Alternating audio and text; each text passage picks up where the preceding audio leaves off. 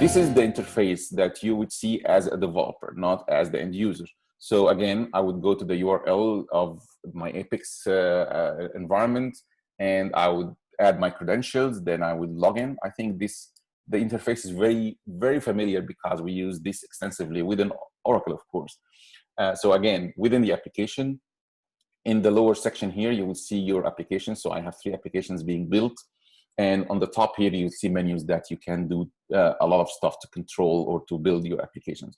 So as you see, you build from your browser. I'm gonna look at one of these for a start. So if I click on Apex Releases application, it opens the application here for me to edit, and it shows you down here the number of pages. So this application has like, I don't know, 20 pages or whatever.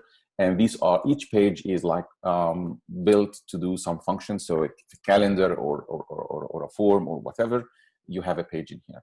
If I click on any of these pages, it takes me into the IDE. So as you see here, what you see, let me just select anything, yeah, layout.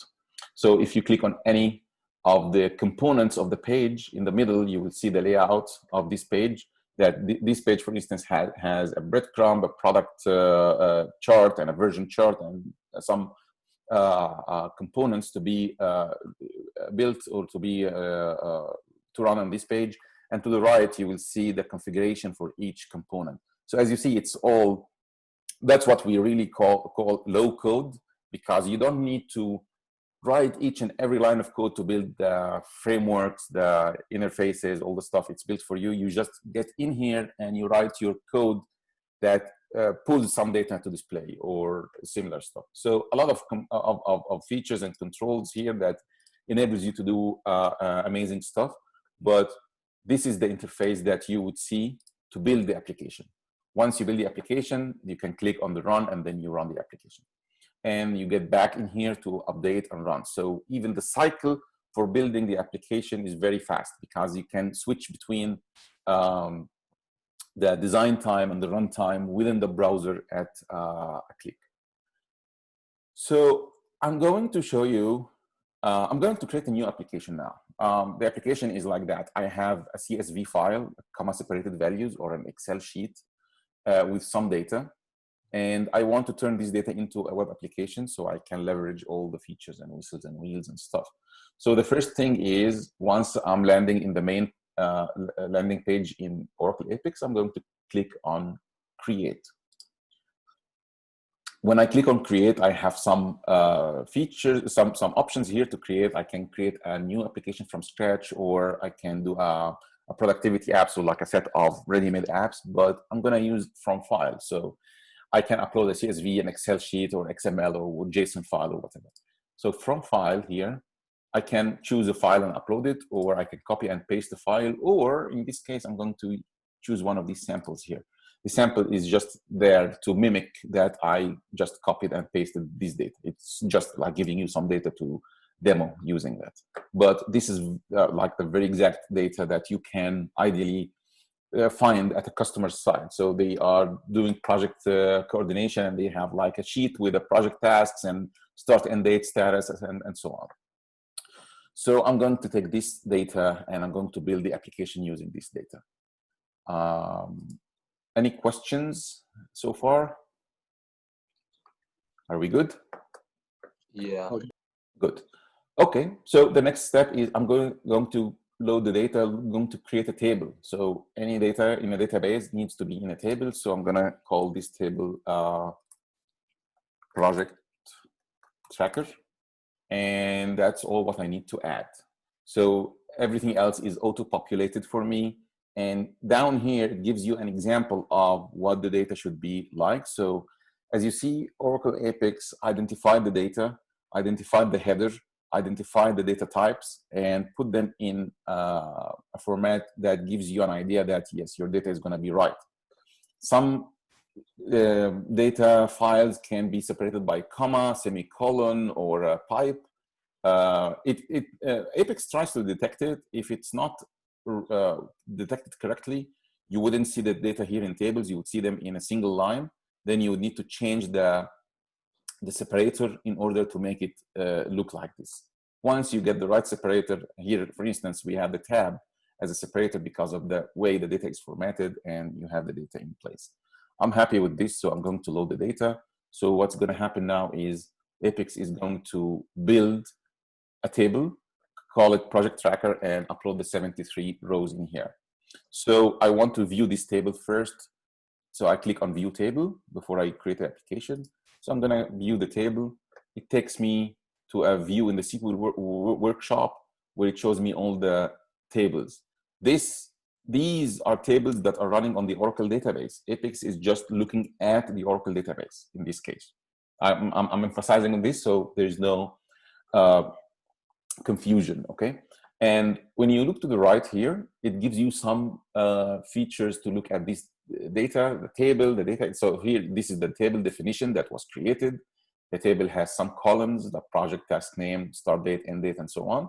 If you click on the second tab here, it shows you the actual data. So this is the data that we had, and I have a status here. Note this one because we're going to change it later on, and some other attributes and data in here. So yeah, I'm happy with this. I want to create an application. So all what I do is I'm going to click on create application, and I want you to notice how easy this is happening because an average analyst with like I think 1 hour of tutorial can do the same very thing. So I'm going to click on create application. It asks me to create the application. I'm going to click again, and it's going to build all the pages for me, give it a name and all the stuff. I also want to add all these features like access control, feedback, configuration options. So I'm going to check all and click create application. How did it just create all those pages for it? Was that something that you manually put in to create all those pages? No, or does it auto? No, it's really like automatically built it. That's that's what we keep saying, that it is that easy because Apex understands the tables, and from the table structure, it identifies what it can build, and it starts building these pages for you. And as you have seen, I started the whole application in front of your eyes. So these all got created out of the table, out of this set of data that you have seen in the CSV file. So, and if you look at the files here, some of these are like global page, home, and dashboard are standard. And then you will see like project tracker, search, report. These are deducted from or created from the table name. Calendar is because we have some data fields, stuff like that. So they all got created from the data that we have. That's why we say it's very easy, it's low code and stuff. Is this the only way to build applications? Definitely not. This is the way that an average analyst who is not like tech savvy would do to build an application, to turn his or her Excel sheet into a web application and start using it in like 5-6 minutes. If I'm building a CRM solution, which by the way is very doable on Apex, I will start from scratch. I will start to do a design and development of pages and stuff and database, and so different use cases. But in our use case here, when we position Excel to Apex, this is exactly what they are going to do. So it's not complicated. It's simple, straightforward. So an analyst can go create an OCI account, create an ATP database, put 1 terabyte on it and 1 CPU, start running Apex, upload their Excel sheet, and they are up and running in 25-30 minutes. That's what it is. Does this answer your question? Yeah, no, that answers it. Yes. Isn't it awesome? Really? Yeah, no, that actually is that's crazy how easy that is. Yes, it is. Okay, so I have the application up and running, built for me, so I want to see the application. So I click on run application, and what you see here is, it has a credentials page. So it asks you to add your credentials. So I have not built anything of this. It was all built from the application, including the security model. So I'm adding my credentials here. Hopefully this is the right password. Okay. And you see a very nice, now what you see now is not the development view, this is the user view. The differences is because I logged in as a developer from the beginning, so I have these controls to change the application. Your end users wouldn't see this page, will only be able to see the application running without this in place. So as you see here, you got the menu to the left with standard stuff, administration stuff, a landing page with like buttons and whatnot. I click on the dashboard. I see, okay, it built these for me out of the data that I have. So I didn't even like identify this and giving you some status. Of course, some data is not making sense, like, a status of, well, maybe it gives you how many of these are closed, how many are pending. Yeah, you can change this later on, but I mean, for like 5 minutes doing this is great. Then I can do some search in here. So as you see, the faceted search is a feature from Oracle 9, the Apex 19 and 20. So it identifies some projects and budget and assigned to and stuff like that. So once I want to see everything that is a client server conversion, I click on it and it auto filters it for me. I want to do like an assigned to a specific person, and it does it for me, and so on. The next step is I'm going to look at the tracker report. So I want to edit one of these data records. So, I identified that this project is like on hold now, it's closed. So I want to change it. So I click on this one, and it gives me a model window to change. And I see that the status is not on hold. The status is now going to be closed. So I need to remove this and write closed. Not very intuitive. I want this to be a drop-down list. So what do I do? So what I do is, while standing on this thing, I click on Quick Edit and click on it. It automatically takes me to the development IDE, goes to the very specific field and highlights it for me to change it. And I'm gonna go to the very right in here. I look at the type of this field and it's text field. I'm gonna change it into a select list. And from a select list, once I change it, now there's something wrong because it needs values for this list. So I go a little bit down. I will see the list of values in here, and I will add static values. I can also have a SQL query to pull the values from the database, or a PL SQL function to give me the values. But for the purpose of this very demo, I'm gonna do static values. And in here, I'm gonna add the values. So what values do we have? On hold, and we have closed. What else did we have in progress? Was it written like that, or let me look at it exactly like it is? Pending and what? Closed, open, pending. Okay, so closed, open,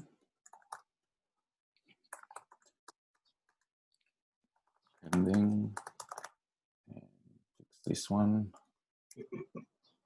Okay, so I gave it some static values, and now the message, the error is gone, and I'm gonna save it.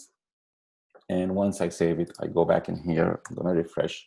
You don't need to refresh, but I do it because I just wanna do it to make sure. Now, if I go back and look at the status drop down, I have my drop down list. So again, I can turn it into on hold or closed and apply the changes, and it's now closed. So very simple, easy, straightforward. This is how you can create the application, change something in there, and really use it. Mohammed, if you change those values within this dashboard, does it write over the original database values? Of course, because this, what you see here, is a view on the database, on the data. So let's take an example. Bug tracker here. I'm going to call it bug tracker, and then Oracle is cool. Okay, and apply changes, and it's here.